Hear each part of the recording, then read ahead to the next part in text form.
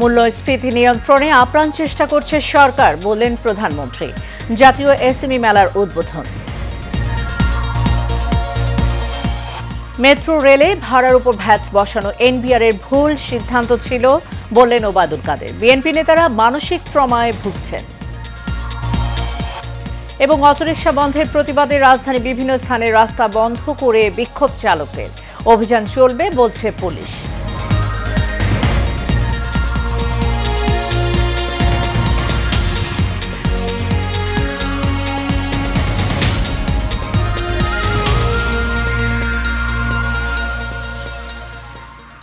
স্বাগত এশিয়ান নিউজের সাথে আছি সাবরিনা জিয়া। এতক্ষণ শুনছিলেন বিআরবি কেবল ইন্ডাস্ট্রিজ লিমিটেড সংবাদ শিরোনাম। এবার চলে যাব পুরো খবরে। প্রধানমন্ত্রী শেখ হাসিনা বলেছেন, শুধু পণ্য উৎপাদন করলেই হবে না, পণ্য উৎপাদনের সঙ্গে বাজারজাতকরণের দিকেও নজর দিতে হবে। তিনি আরও বলেন, তরুণ প্রজন্মদের উদ্যোক্তা হিসেবে গড়ে তুলতে ক্ষমতায় এসে কাজ শুরু করেছে আওয়ামী লীগ সরকার। সকালে বঙ্গবন্ধু আন্তর্জাতিক সম্মেলন কেন্দ্রে ১১তম জাতীয় ক্ষুদ্র ও মাঝারি শিল্পের পণ্য মেলার উদ্বোধনী অনুষ্ঠানে একথা বলেন তিনি। বিস্তারিত জানাচ্ছেন রকিব মানিক। সকালে বঙ্গবন্ধু আন্তর্জাতিক সম্মেলন কেন্দ্রে ১১তম জাতীয় ক্ষুদ্র ও মাঝারি শিল্পের পণ্য মেলায় উদ্বোধনী অনুষ্ঠানে বক্তব্য দেন প্রধানমন্ত্রী শেখ হাসিনা। তিনি বলেন, শিল্প গড়ে তোলার পাশাপাশি বর্জ্য ব্যবস্থাপনার অবশ্যই করতে হবে। সামান্য কেমিক্যালের পয়সা বাঁচাতে দেশের সর্বনাশ করা যাবে না। কর্মক্ষমতা, মানুষের উদ্যম, মানুষকে যদি আমরা কাজে লাগাতে পারি, তাই সোনার মানুষগুলিই তো উপযুক্ত হবে এবং আমাদের সোনার বাংলা গড়ে তুলবেন।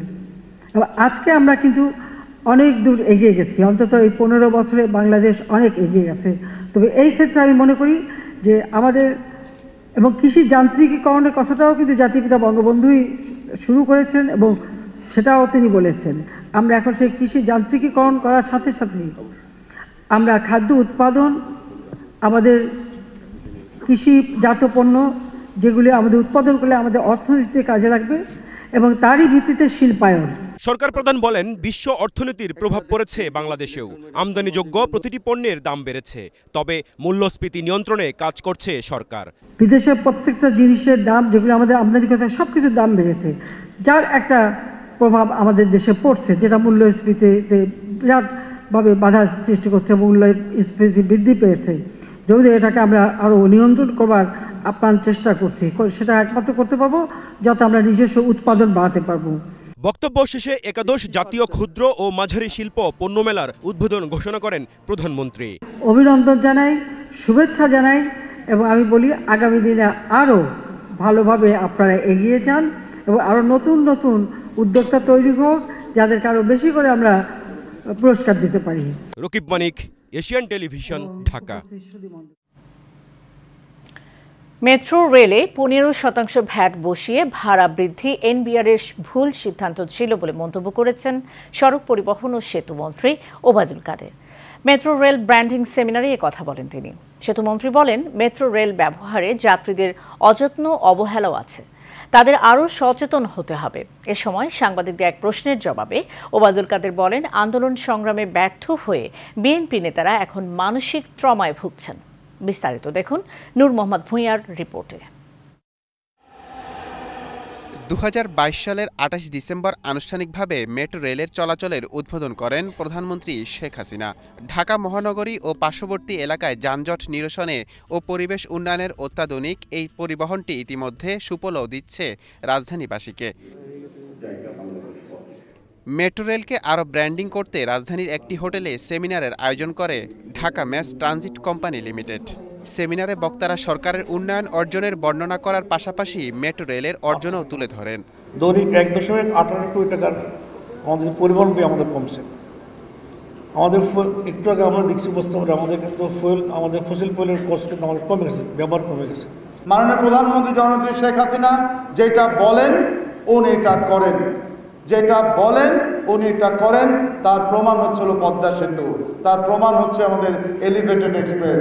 সেমিনারে প্রধান অতিথির বক্তব্যে সড়ক পরিবহন ও সেতুমন্ত্রী ওবায়দুল কাদের বলেন, 3 লক্ষ যাত্রী প্রতিদিন উত্তরা থেকে মতিঝিল আসছে। মেট্রো রেল ভাড়ার উপর ভ্যাট সিদ্ধান্ত যৌক্তিক নয়।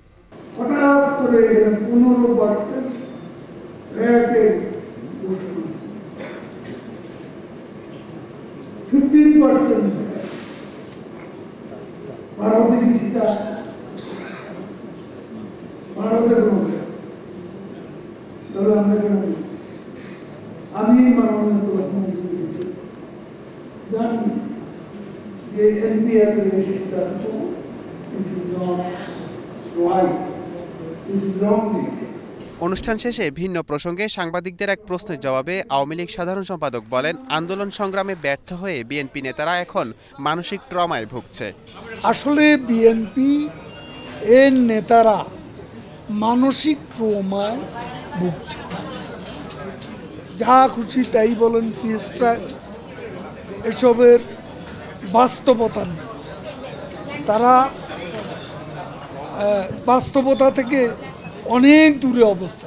নূর মোহাম্মদ ভূঁইয়া, এশিয়ান টেলিভিশন, ঢাকা। রাজধানী মিরপুর বেনারসি পল্লীতে অটোরিকশা চালকদের সঙ্গে পুলিশের ধাওয়া পাল্টা ধাওয়ার ঘটনা ঘটেছে। প্রত্যক্ষদর্শীরা জানান, দুপুর 2:45টার দিকে আন্দোলনরত শ্রমিকদের সঙ্গে কথা বলতে মিরপুর 10 নম্বর এলাকায় আসেন ঢাকা 16 আসনের সংসদ সদস্য ইলিয়াস মোল্লা। তিনি আন্দোলনকারীদের সড়ক ছেড়ে দেওয়ার অনুরোধ করেন এবং অটোরিকশা চলাচলের বিষয়ে আলোচনার আশ্বাস দেন। তার আশ্বাসে চালকদের একটি অংশ আন্দোলন শেষ করে ফিরতে সম্মত হয়। তবে শেওড়াপাড়া থেকে আসা শ্রমিকদের একাংশ লাঠি হাতে হই হুল্লোড় করে এসে আবারও অবরোধ শুরু করে। এ সময় পুলিশ তাদের সরে যেতে বললে তারা পুলিশের উপর ইট পাটকেল নিক্ষেপ করে। এক পর্যায়ে পুলিশও পাল্টা ধাওয়া দেয়। বিকেল 3:30টার দিকে পুলিশ বিক্ষোভকারীদের ছত্রভঙ্গ করে পরিস্থিতি নিয়ন্ত্রণে আনে।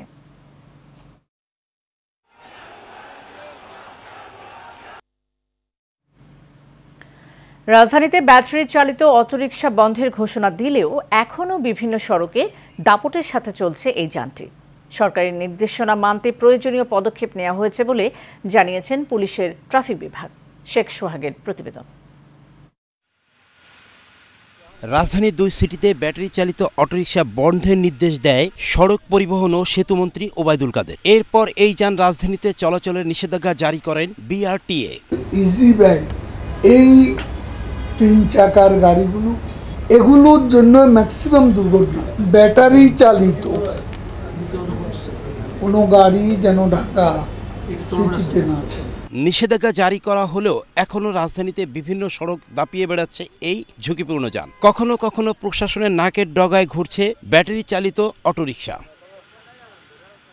অনিয়ন্ত্রিত এই যানের কারণে দুর্ঘটনার সম্ভাবনা বাড়ায়। সাধারণ যাত্রীরা নিষেধাজ্ঞাকে স্বাগত জানিয়েছে। তবে বিকল্প না থাকায় অনেকেই বাধ্য হয়ে চড়ছেন এই অটোরিকশায়। এটা এই যে এদিক থেকে দূরত্ব আহে, এদিক থেকে দূরত্ব আহে, কেউ ছাড় দেয় না, ইচ্ছা মতন লাগায়। অটোরিক্সা উঠলে পরে অটোরিক্সা অ্যাক্সিডেন্ট করে, হুন্ডারের মতো একটা করে হাত পা ভাঙে দেয়। এর সমস্যা, কিন্তু সমস্যা নাই। অটোতে রিস্ক বেশি, কিন্তু মনে হয় যে তাড়াতাড়ি আসা যায়। অটোরিক্সা বন্ধ করে পায়ে চালিত যে রিক্সাগুলো, এটাকে মডিফাই করে পায়ে চালিত রিক্সা চলার সুযোগ দেওয়া হোক।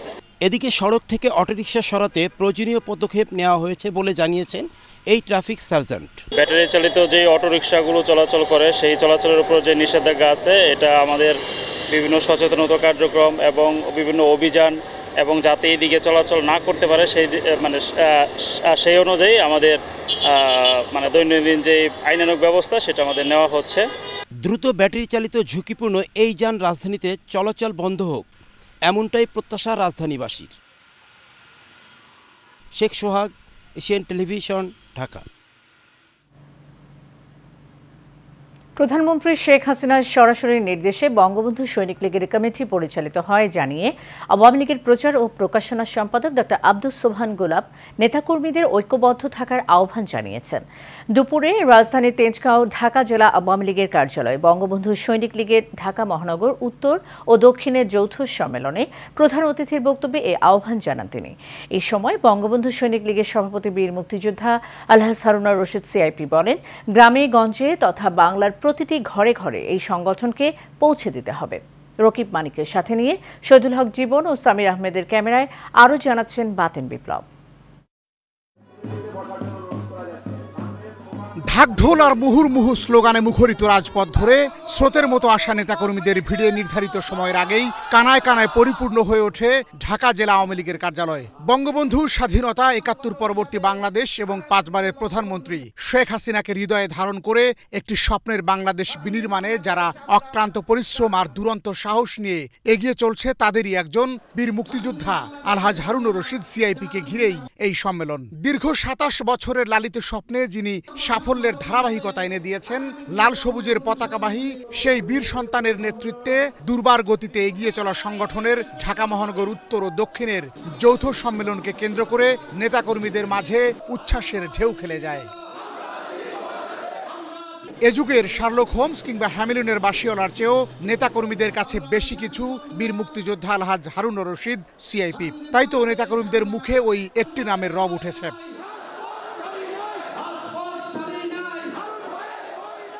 মহানগর নেতৃবৃন্দের পর কেন্দ্রীয় নেতাদের বক্তব্যের শুরুতেই আগমন ঘটে সম্মেলনের প্রধান অতিথি ডক্টর আব্দুস সোবহান গোলাপের। এ সময় ফুলেল শুভেচ্ছায় সিক্ত করার পাশাপাশি উত্তরীয় পরিয়ে বরণ করে নেন বীর মুক্তিযোদ্ধা আলহাজ হারুনুর রশিদ সিআইপি।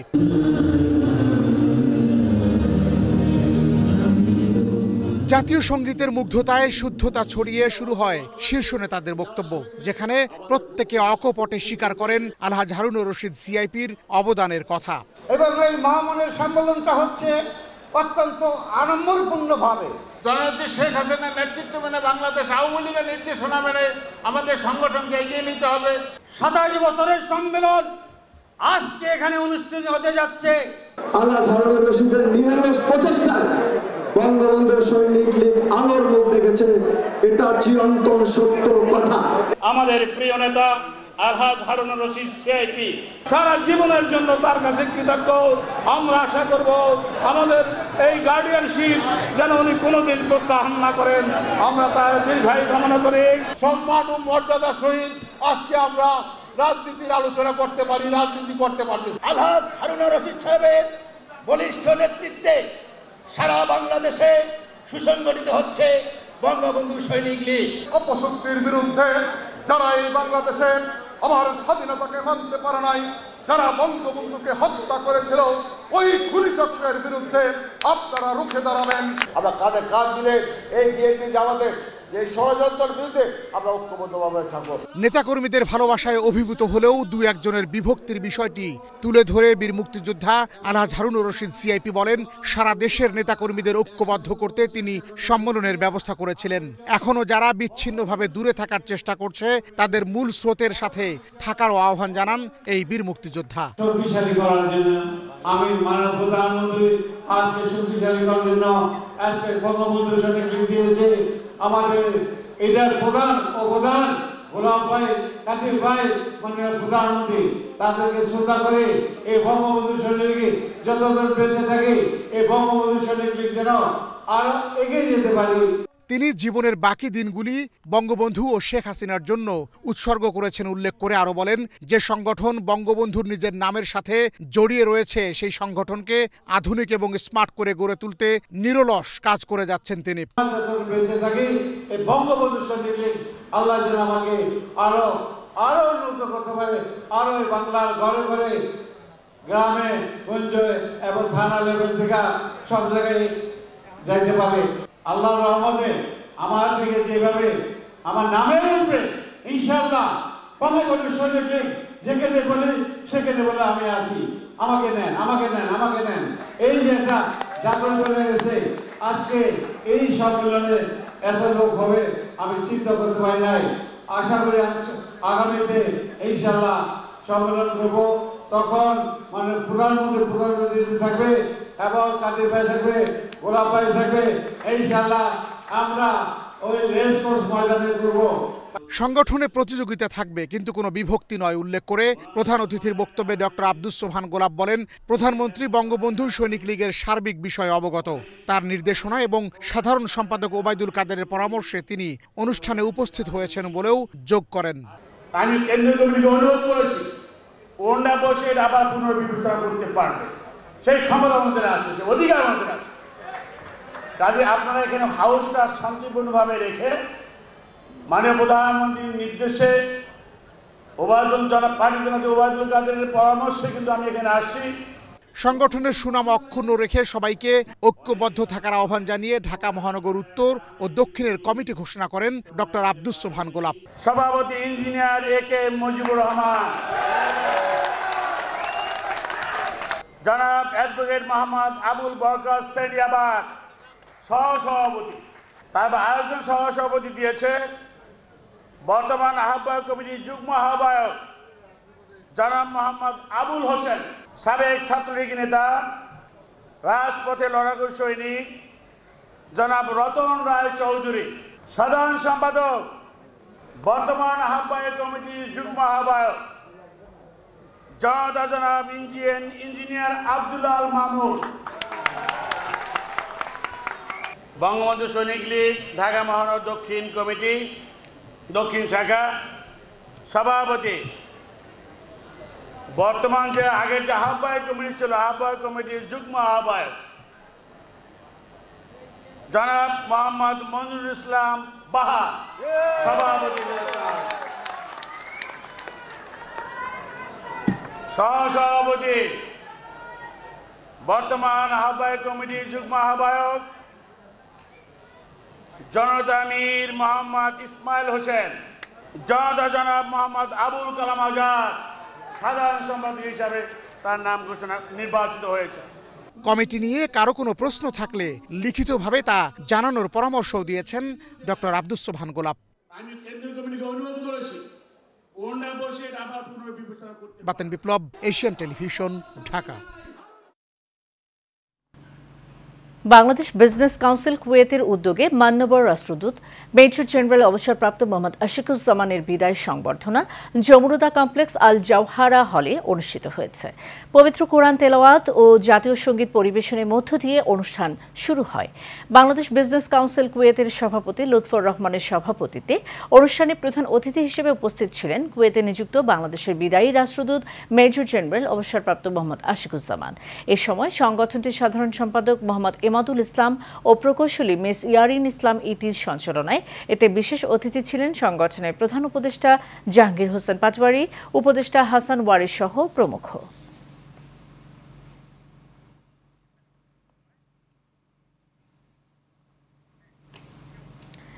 এবার উপজেলা নির্বাচন প্রসঙ্গ। নেত্রকোনা সদর উপজেলা পরিষদ নির্বাচন সামনে রেখে চলছে প্রচারণা। সেখানকার সর্বশেষ খবর জানিয়েছেন সহকর্মী আমিনুল ইসলাম মনি।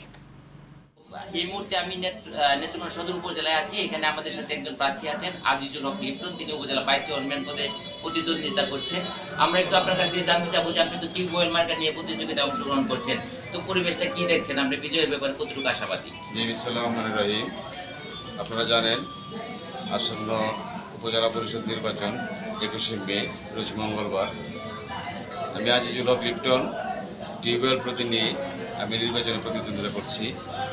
আমি ইতিমধ্যে 12টা ইউনিয়ন এবং পৌরসভায় নির্বাচনী প্রচারণা শেষ করেছি। আমি শতভাগ আশাবাদী সুষ্ঠু সুন্দর নির্বাচন হলে আমি বিজয়ী হব, এটা আমি শতভাগ প্রত্যাশা করি, আশা করি। যদি পাশ করেন তাহলে জনগণের জন্য আপনার কি প্রতিশ্রুতি থাকবে?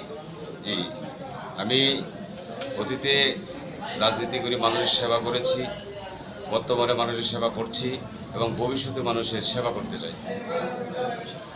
শুনতেই পাচ্ছিলেন আজিজুল হক লিপ্টন, তিনি টিউবওয়েল প্রতীক নিয়ে আলোচনা শীর্ষেই রয়েছেন নেত্রকোনা সদর উপজেলায় এবং তিনি জনগণের প্রত্যাশা পূরণে যতটুকু করা দরকার সর্বোচ্চ চেষ্টা করে যাবেন। এই ছিল নেত্রকোনা সদর উপজেলা থেকে নির্বাচন সর্বোচ্চ। এ পর্যায়ে আবারও উপজেলা নির্বাচন প্রসঙ্গ। দ্বিতীয় ধাপে শেরপুরের নকলা উপজেলা পরিষদ নির্বাচন সামনে রেখে জমে উঠেছে প্রচারণা। নির্বাচনে চেয়ারম্যান পদে প্রতিদ্বন্দ্বিতায় মাঠে প্রচার ও জনপ্রিয়তায় শীর্ষে মোটরসাইকেল প্রতীকের প্রার্থী জেলা আওয়ামী লীগের সদস্য শাহ বোরহানুদ্দিন। সকাল থেকেই মধ্যরাত পর্যন্ত গণসংযোগ, মতবিনিময় ও পথসভা করেছেন তিনি। নির্বাচনে পুনরায় চেয়ারম্যান পদে শাহ বোরহানকে জয়ী করার কথা জানান ভোটাররা।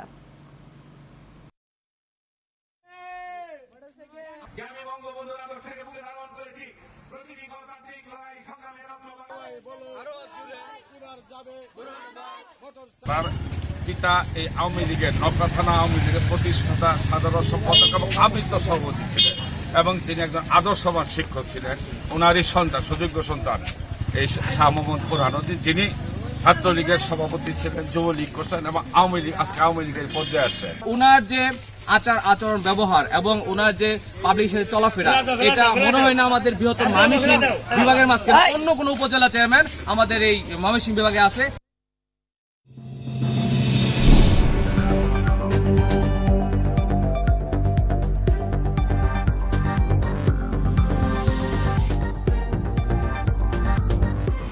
HM Expert B500 CWR স্বাধীনতার সুবর্ণ জয়ন্তীতে নতুন বাংলাদেশ গড়ার প্রত্যয়।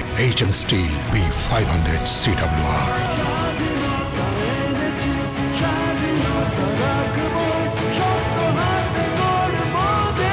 HM Steel। এবার HM Steel চট্টগ্রাম সংবাদ। পটিয়ায় এমপি বীর মুক্তিযোদ্ধা মোতাহারুল ইসলাম চৌধুরী বলেছেন, গ্রামকে শহরে পরিণত ও স্মার্ট বাংলাদেশ গড়ে তোলায় ইউপি মেম্বারদের ভূমিকা অপরিসীম। চট্টগ্রামের পটিয়া আমজুরহাটে বাংলাদেশ ইউনিয়ন পরিষদ মেম্বার কল্যাণ অ্যাসোসিয়েশনের পটিয়া উপজেলা শাখার প্রতিনিধি সম্মেলনে প্রধান অতিথির বক্তব্যে তিনি একথা বলেন।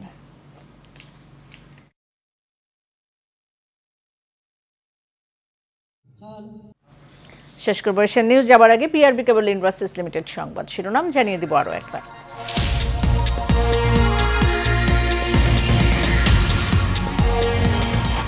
মূল্যস্ফীতি নিয়ন্ত্রণে আপ্রাণ চেষ্টা করছে সরকার, বললেন প্রধানমন্ত্রী। জাতীয় এসএমই মেলার উদ্বোধন। মেট্রো রেলে ভাড়ার উপর ভ্যাট বসানো এনবিআরের ভুল সিদ্ধান্ত ছিল, বললেন ওবায়দুল কাদের। বিএনপি নেতারা মানসিক ট্রমায় ভুগছেন। এবং অটোরিকশা বন্ধের প্রতিবাদে রাজধানীর বিভিন্ন স্থানে বিক্ষোভ চালকদের। অভিযান চলবে বলছে পুলিশ।